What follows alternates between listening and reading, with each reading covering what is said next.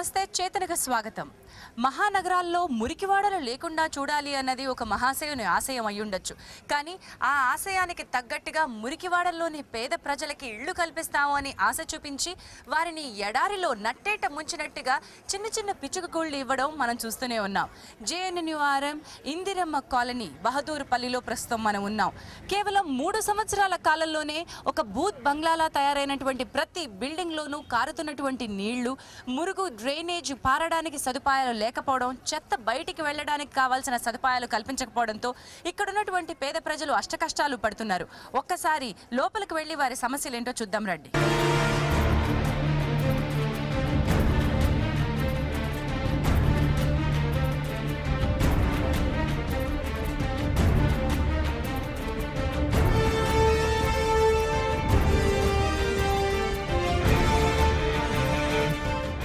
బహదూర్పల్లిలో JNURM scheme కింద కట్టించిన ఇందిరమ్మ కాలనీలో మనం ఉన్నాం. ఇక్కడ ఉన్నటువంటి ప్రజలందరూ వారికి ఉన్నటువంటి సమస్యలను విన్నవించుకోవడానికి మనతో ఉన్నారు. అమ్మ, ఇక్కడ మీరు ఎన్ని సంవత్సరాల నుంచి ఉంటున్నారు? మీకున్నటువంటి కష్టాలు? ఇక్కడికి వచ్చి 3 సంవత్సరాలు అవుతుంది. నీళ్ళు కారుతున్నాయి, అసలు ఉండొస్తలేదు.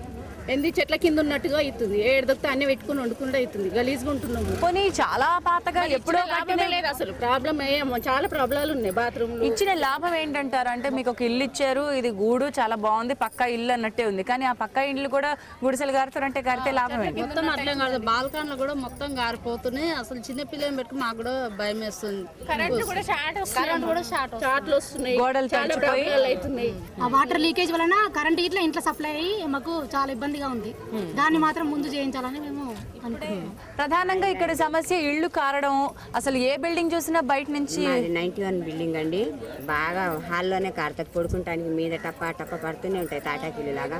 వర్షం ఉండా లేకపోయినా ప్రతిరోజు కారుతూనే ఉంటుంది. 2 సంవత్సరం పైన నుంచి కారుతుందండి. మేము వచ్చి 3వ సంవత్సరం ఇది. బాగా మేము వచ్చినప్పుడు పొడిగానే ఉందండి. కొత్తగా వచ్చాం కదా, పొడిగా ఉంది. 3 సంవత్సరాలు అయింది మేము వచ్చి. ఇప్పుడైతే మరీ బయట వర్షం పడినట్టు లోపల చుక్కలు కారుతూనే ఉంటుంది. బేసిన్లు పెట్టినా సరే మొత్తం పెట్టలేము కదా. 2-3 సార్లు చక్కలు పెట్టాము. దానిపైన రాత్రి తెల్లవారులు ఎప్పుడు కారుతూనే ఉంటుంది. 2 years అయింది మేము వచ్చి ఫస్ట్లో బాగానే ఉంది. తర్వాత ఇప్పుడు మాత్రం మొత్తం ప్రతి బిల్డింగ్ కూడా వర్షమే, ప్రతి ఇంట్లో వర్షమే. మంచి కురిసినట్టు ఏ కాలమైనా సరే ఇంకా ఏ కాలమైనా వర్షం వస్తే మొత్తం స్లాబ్ నుంచి దిగిపోతుంది వాటర్.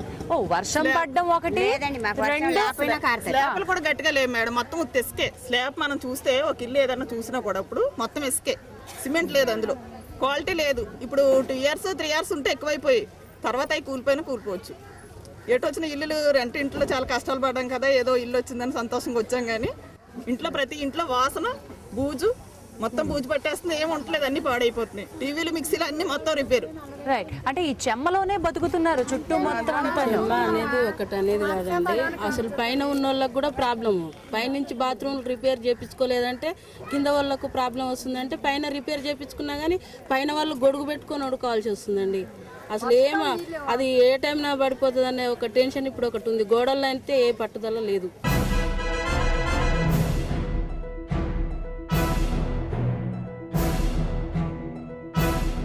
ఇప్పుడు మేము వచ్చి కూడా 2 సంవత్సరాలన్నర అవుతుంది. 2 సంవత్సరాలన్నర నుంచి అయితే ఈ సంవత్సరం అయితే మరీ ఘోరం అయింది. అసలు ఏం కదులుతుంది, ఏమైతుంది, ఎందువల్ల అవుతుంది అనేది కూడా అర్థం అవుతలేదు.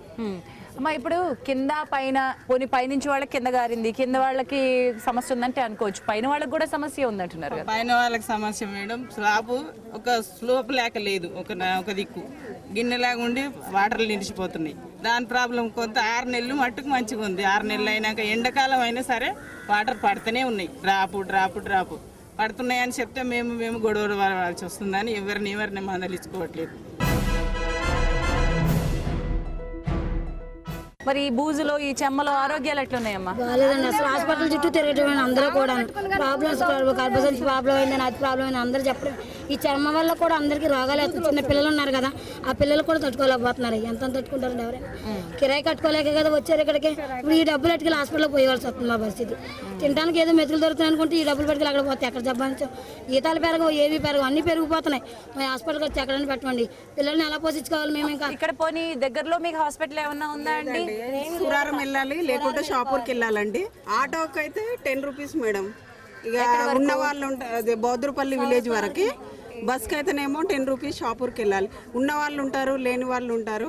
లోపల అంగన్వాడీ సెంటర్లు కానీ ప్రాథమిక ఆరోగ్య కేంద్రం కానీ ఏమైనా ఉందా అమ్మా? ఏం లేవండి. అవేం లేవు.